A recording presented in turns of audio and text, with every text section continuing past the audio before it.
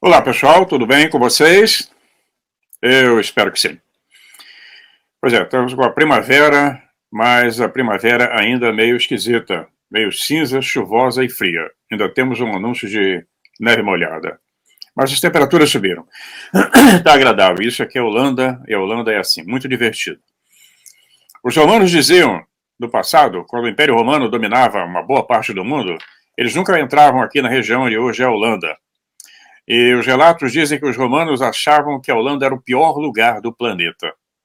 Venta pra caramba, é frio e úmido, mas nós amamos. É um pequeno reino maravilhoso. Muito bem, vamos começar o nosso vídeo com umas perguntas que são clássicas. De onde viemos? Para onde vamos?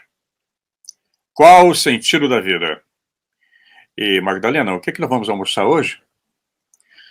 Pois é, essas são perguntas incríveis. Nos acompanham há milhares de anos, desde que nós viemos para esse planeta. Mas vamos falar sobre uma coisa importante que está acontecendo pelo mundo e de uma forma muito pesada aí no Brasil. A ditadura perfeita. A ditadura perfeita, todas elas, as ditaduras perfeitas, todas elas terão a aparência da democracia. Ela será como uma prisão sem muros, na qual os prisioneiros não sonharão sequer com a fuga.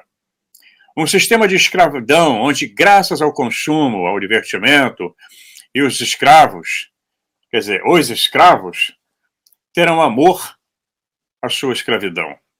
Isso é do livro Aldous Huxley, Admirável Mundo Novo. Gostamos dele. Em alguns lugares, muito mais. Uma outra surpresa, uma empresa japonesa, a iSpace, confirmou o sucesso do lançamento, né, de um foguete à Lua com um módulo de pouso, o Hakuto R. Ele se prepara para pousar na Lua.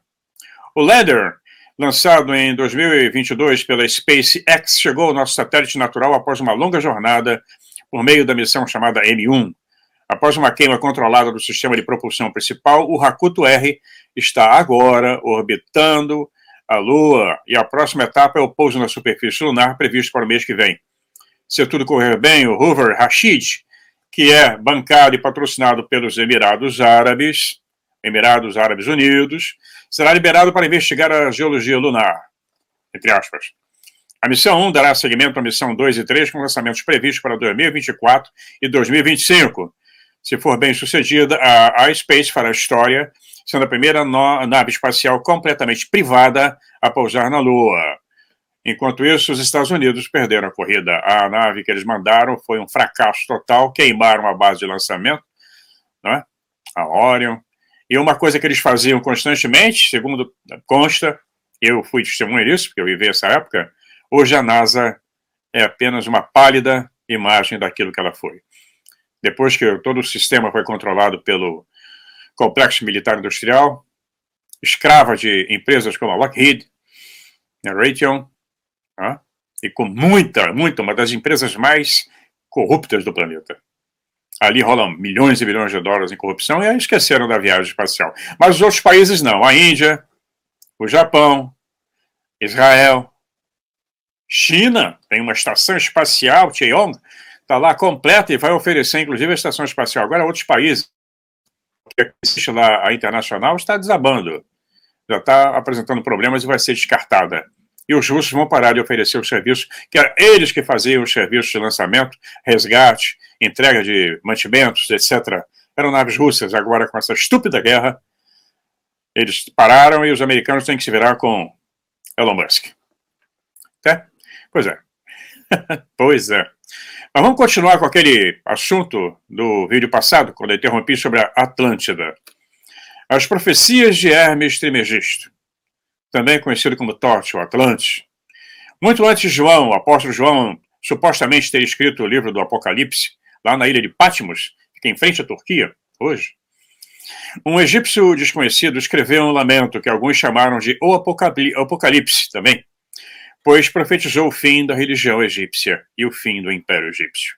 Como parte do corpus hermético, né, de Thoth, pois o seu texto grego foi perdido e é apenas parcialmente preservado em latim. Alguns o descreveram como uma das passagens de prosa mais comoventes da Antiguidade Clássica. Bom, ele previu que chegará um tempo em que se verá que em vão os egípcios honraram as divindades com mente piedosa e com um serviço assíduo. Como nós vemos hoje, o Império Egípcio desapareceu, todos os outros. Você não sabe, Asclepio, que o Egito é uma imagem do céu, ou para ser mais preciso, que tudo que que governava e se movia no céu desceu para o Egito e foi transferido para lá? Se a verdade fosse dita, nossa terra é o templo do mundo inteiro. É um dos textos egípcios relativamente antigos mais citados. Embora na verdade seja parte do corpus hermético e, portanto, para alguns não é considerado egípcio, essa edição estendida e integral do ditado, como nós falamos agora acima, foi rotulado como um resumo de todo o sistema da magia tradicional e moderna. Enquanto alguns acreditavam que ela continha a chave para todos os mistérios, ela também sugere que o macrocosmos foi refletido no microcosmos, né? Do céu para o Egito, um conceito que formou a base da astrologia. Para Robert Bauval, escritor, explorador, tem vários livros fantásticos, e Wayne Zittman e muitos outros, isso significava que os monumentos do Egito, leia-se pirâmides e esfinge, eram representações terrestres dos céus, criando especificamente uma correspondência entre o layout das estrelas no céu e as pirâmides na Terra. E para os filósofos significa que Deus não era uma entidade distante, mas que Deus era igual ao homem, e o homem era igual a Deus. Fomos feitos à sua imagem e semelhança, lembram? Cada um de nós contendo uma centelha divina. O mais importante também é que tudo isso formava a espinha dorsal da magia, pois trabalhava com correspondências. Um ato que foi feito aqui na Terra tinha uma correspondência no céu, pedindo uma estátua de um Deus na Terra. Isso era entregue, o pedido entregue ao Deus acima. Tudo estava interrelacionado e interindependente.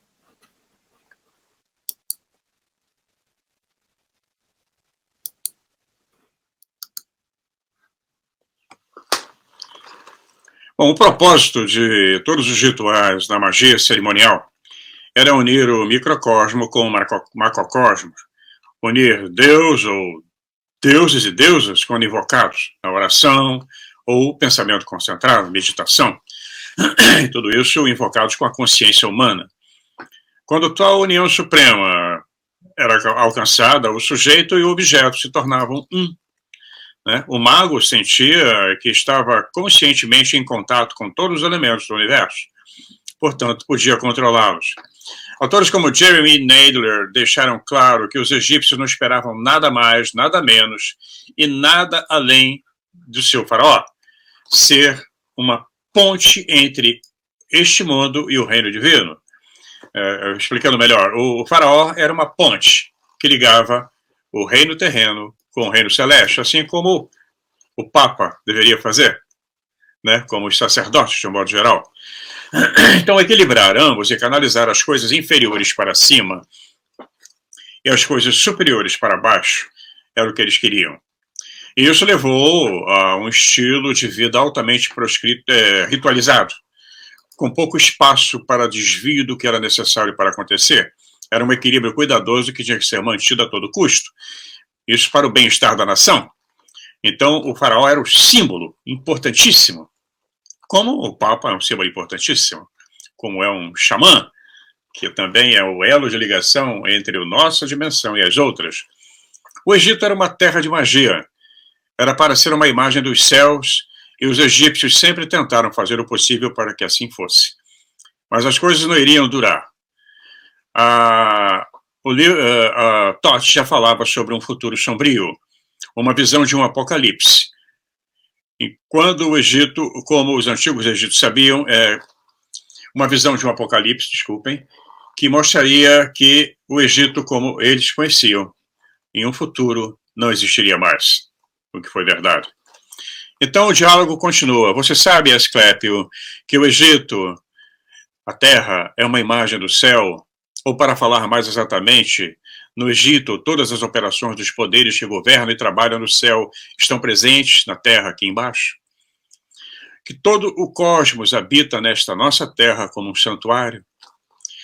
E, no entanto, uma vez que é apropriado que os sábios tenham conhecimento de todos os eventos antes que eles aconteçam, você não vai ser deixado na ignorância e eu vou lhe dizer o que vai acontecer agora. Ele continua: chegará um tempo em que terá sido em vão que os egípcios venham honrar a divindade com devoção e serviços sinceros, e toda a nossa santa adoração será infrutífera e ineficaz. Os deuses retornarão da terra para o céu, como eles foram, todos eles. O Egito será abandonado, e a terra que antes era o lar da religião ficará desolada, desprovida da presença de suas divindades. Ó Egito, Egito, da tua religião nada restará senão uma história vazia, no qual teus próprios filhos no futuro não acreditarão. Nada restará além das palavras gravadas e apenas as pedras contarão sobre a tua piedade. Você chora por isso, Asclépio? O pior está por vir. O próprio Egito terá ainda mais que sofrer. Ele cairá em uma situação muito mais lamentável e será infectada com pragas muito mais graves. Esta terra que outrora foi sagrada, uma terra que amou os deuses, onde somente recompensa por sua devoção, os deuses se dignaram a peregrinar na terra, uma terra que foi a mestra da humanidade em santidade e piedade. Esta terra será completamente esquecida. Os mortos serão muito mais numerosos que os vivos. É real. E os sobreviventes serão conhecidos pelos egípcios apenas por sua língua, né? As suas ações parecerão homens de outra raça. E naquele dia os homens estarão cansados da vida e deixarão de pensar que o universo é digno de reverência, admiração e adoração. Hoje o Egito é islâmico, né?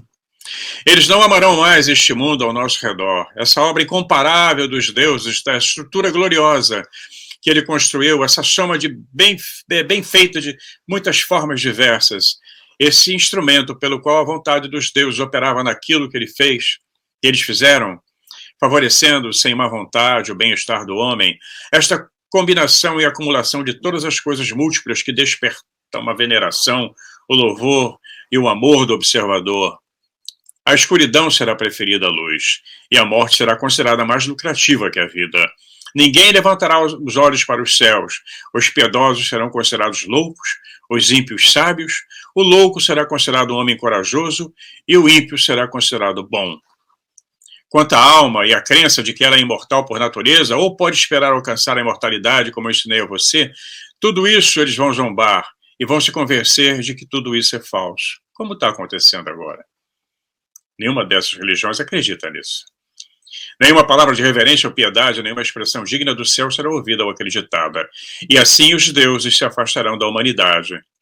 Coisa lamentável. E apenas anjos maus permanecerão e se misturarão com os homens e levarão os pobres miseráveis a todo tipo de crime, imprudência, guerra, roubo, fraude e todas as coisas hostis à natureza da alma. Então a terra tremerá e o mar não carregará navios, o céu não suportará as estrelas em suas órbitas. Todas as vozes dos deuses serão forçadas ao silêncio. Os frutos da terra apodrecerão. O solo ficará estéril e o próprio ar ficará doente, com a estagnação sombria. Todas as coisas ficarão desordenadas e erradas. Tudo de bom desaparecerá. Mas quando tudo isso acontecer, Asclépio, então Deus, o Criador de todas as coisas, olhará para ver o que aconteceu e vai interromper a desordem pela força contrária de sua vontade, que é o bem.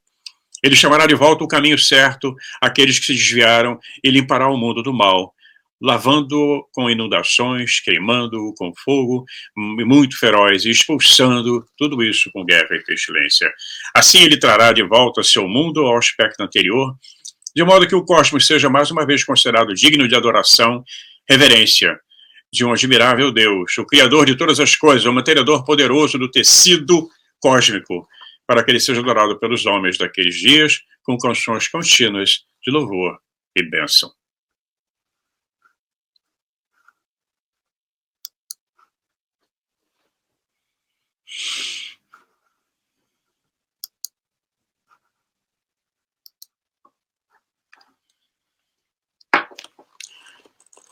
Então, para concluir, tal é o nascimento do cosmos. Ele é uma restauração de todas as coisas boas, uma restauração sagrada e inspiradora de toda a natureza. E é forjado dentro do processo do tempo pela eterna vontade do Criador. Pois é. Então, nós estamos vendo que tem várias interpretações em todas as civilizações do mundo, em todas as culturas, sobre o processo de criação e sobre o processo de destruição. No hinduísmo, a inspiração de Brahma, e a inspiração de Brahma, todo o universo é criado, há um ciclo eterno, e não cabe a nós, a nossa mente é pequena demais para entender tudo isso. Nós vamos continuar a bater papo sobre todos esses aspectos. Quarta-feira, eu vou falar de novo sobre o livro dos mortos tibetano, Bardo Todol, falar sobre o livro dos mortos do egípcio, né? Falar sobre o que Jesus Cristo comentou com Maria Magdalena, Maria de Magdala, num documento importantíssimo que tem um deles guardado no Museu de Londres e outro em Berlim, o Askew Codex. Ele é também conhecido como Codex Askevinianus. É um manuscrito em pergaminho em tamanho de 21 por 16,5 centímetros, mantido pela Biblioteca Britânica. Tem o número código dele aqui, MS 5114. Ele contém traduções coptas. Copta é a língua falada no Egito depois que o Egito tradicional desaparece. E a religião cristã copta existe até hoje no Egito.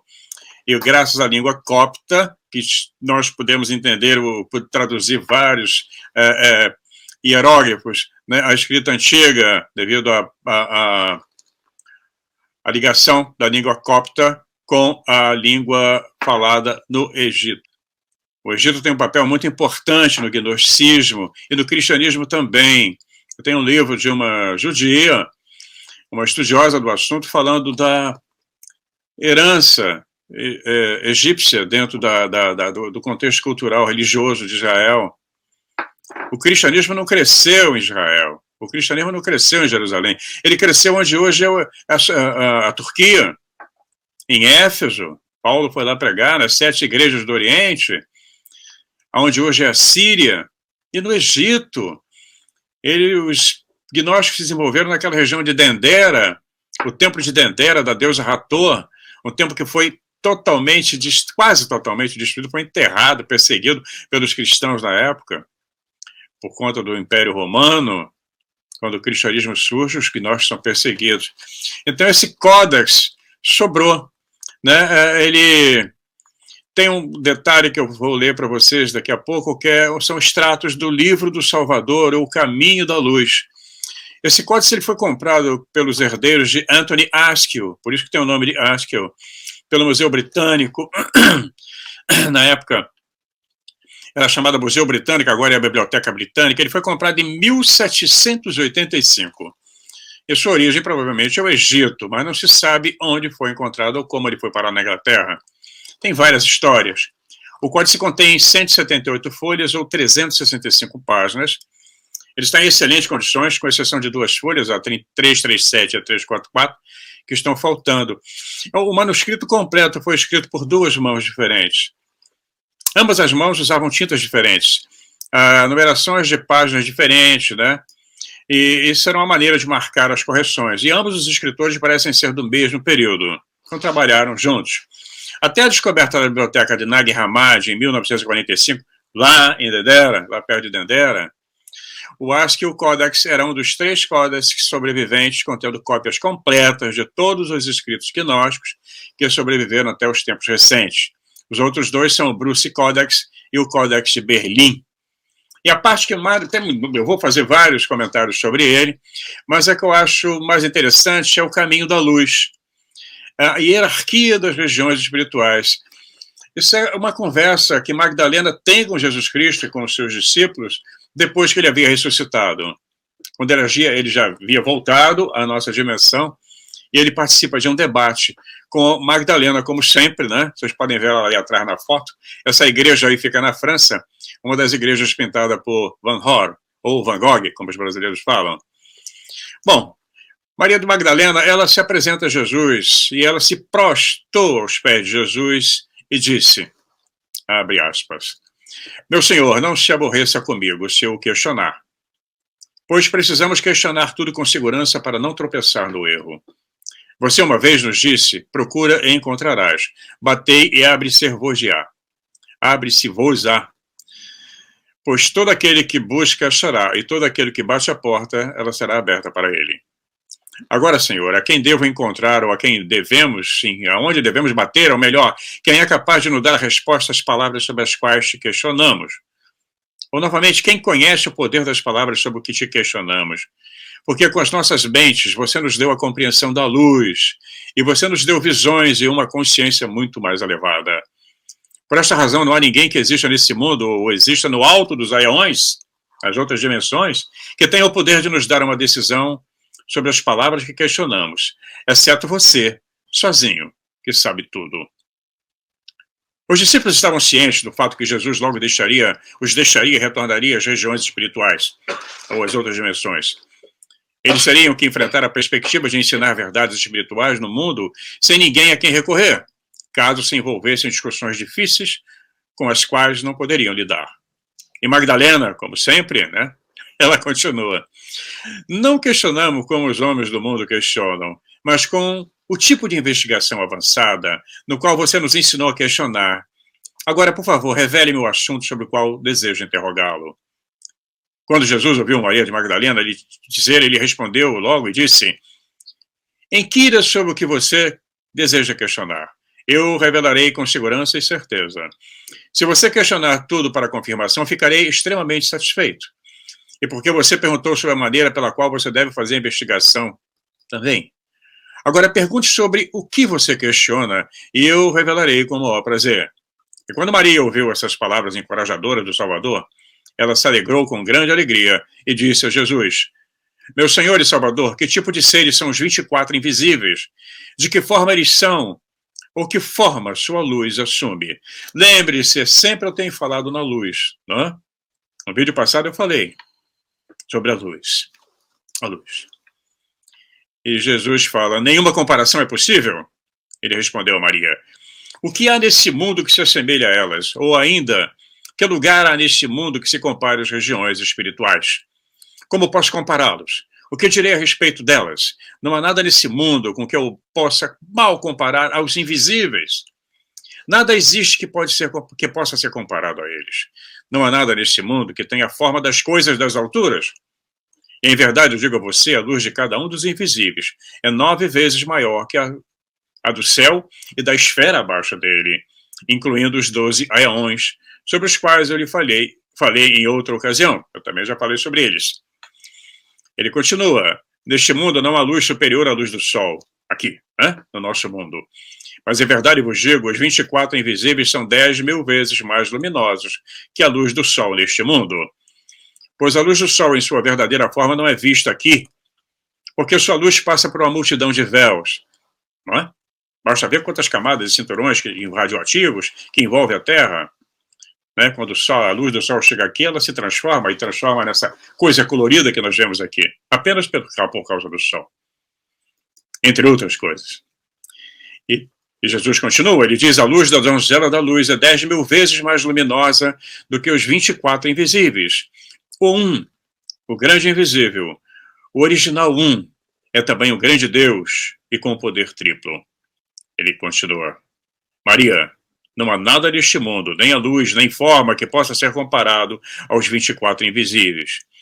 Eu os levarei com seus irmãos, seus discípulos, a todos os lugares do alto. Eu os levarei aos 3 planos da mais alta região espiritual, com exceção apenas dos lugares do inefável. E vocês verão todas as formas e como resultado da sua grande glória, você considerará esse mundo diante de vocês como a escuridão mais escura, o nosso planeta Terra. Ele continua. Você deve olhar para todo mundo da humanidade e ele se tornará do tamanho de um grão de poeira por causa da grande distância que você estará dele. Eles estão viajando no espaço. E por causa do tamanho imenso do lugar em que você estará, que muito excede. E quando eu te levar aos 12 aeões, você verá o grande brilho e verá que eles existem. Como resultado desse brilho, você considerará o lugar dos arcontes da esfera brilhante como a escuridão mais escura. Nosso planeta. planeta dos arcontes. E essa esfera se tornará do tamanho de um grão de poeira, por causa da imensa distância envolvida, e o grande tamanho pelo qual os 12 éons o excedem. Além disso, quando eu os levar ao 13º éon, você verá o brilho em que os habitantes existem. Em comparação, você considerará os 12 éons como a escuridão mais escura. Você verá os 12 éons e eles vão parecer como um grão de poeira diante de você, por causa da vasta distância que separa o éon 13. É um grande tamanho e cada um excede o outro. É como se as dimensões elas fossem viajando nesse plano astral, vendo a gigantesca dimensão do nosso universo, ou multiverso. E ele continua, porque é uma linguagem cifrada, evidente, mas ele tinha que falar dessa maneira para aquele povo, mostrar a eles como a distância que eles estavam viajando, como é que o nosso cosmos é gigantesco, é inimaginável, e como o nosso planeta é um grão de poeira, é um átomo. Ele continua, quando eu te levar para o lugar da direita, você verá o brilho em que eles vivem. O lugar dos do meio você vai considerar como a noite do mundo da humanidade. E quando você olhar adiante, no meio, ele se tornará do tamanho de um grão de poeira diante de você, como resultado da grande distância entre ele e o lugar da direita. Mas quando eu te levar para a Terra da Luz, na qual está a Cidade da Luz, e você ver o brilho em que ela existe, você considerará o lugar dos da direita como das luzes do meio-dia, o mundo da humanidade, como se o sol estivesse brilhando. E quando você olhar para o lugar dos certos, ele parecerá como uma partícula de poeira diante de você, como resultado da vasta distância que o separa da Cidade da Luz. E cada vez ele vai mostrando a amplidão do cosmos. Ele continua, mas quando eu os levar aos lugares daqueles que compartilham a herança, daqueles que receberam a iniciação da luz, e vocês verem o brilho da luz em que eles existem, vocês vão considerar a Terra da Luz como sendo a luz do Sol no mundo da humanidade. E quando você olhar para trás, para a Terra da Luz, ela vai parecer uma partícula de poeira, por causa da vasta distância que separa você e por causa do grande tamanho do lugar em que você está. Quando Jesus acabou de dizer essas palavras aos seus discípulos, Maria de Madalena levantou-se novamente e disse: Meu Senhor, não se aborreça comigo por questioná-lo, porque nós apenas questionamos as coisas para confirmá-las. E Jesus respondeu e disse a Maria: Pergunte o que quiser. Eu revelarei abertamente sem parábolas.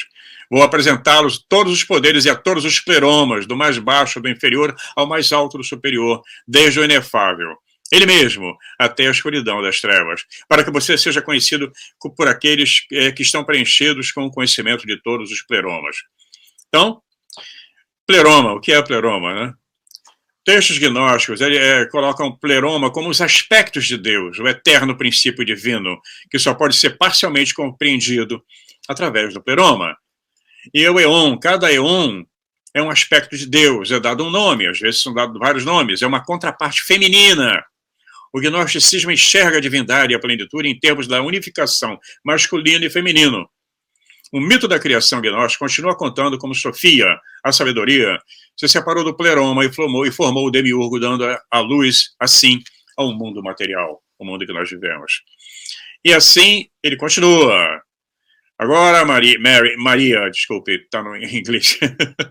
Faça a sua pergunta e eu revelarei a resposta com o maior prazer. Quando Maria ouviu essas palavras ditas pelo Salvador, ela se regozijou com grande alegria e disse: Meu Senhor, os homens deste mundo que receberam a iniciação da luz serão superiores às entidades da Cidade da Luz em seu reino. Eu pergunto porque ouvi você dizer: quando eu te levar para o lugar daqueles que receberam a iniciação da luz, então o lugar das entidades da Terra da Luz será para vocês como um grão de poeira por causa da vasta distância que separa os dois. E o brilho maior em que o primeiro existe, ou seja, a Terra da Luz, contém a Cidade da Luz, que é o lugar onde estão essas entidades. Portanto, meu Senhor, os homens que receberam a iniciação serão superiores às entidades da Terra da Luz e terão precedência sobre elas no Reino da Luz. E Jesus respondeu, dizendo: Muito bem, Maria. Na verdade, você questiona tudo em um espírito de confirmação. Então, escute, Maria. Eu vou lhe contar sobre o fim do éon 3 e a ascensão de tudo. Mas isso vai ficar para o próximo vídeo. Então vamos fazer, como eu falei, 3 vídeos atrás, nós íamos começar uma série.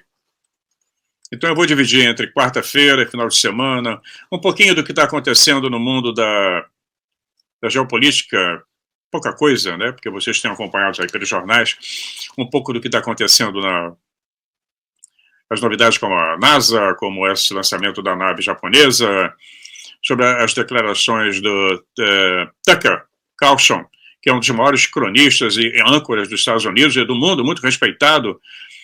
Ele falando da experiência dele.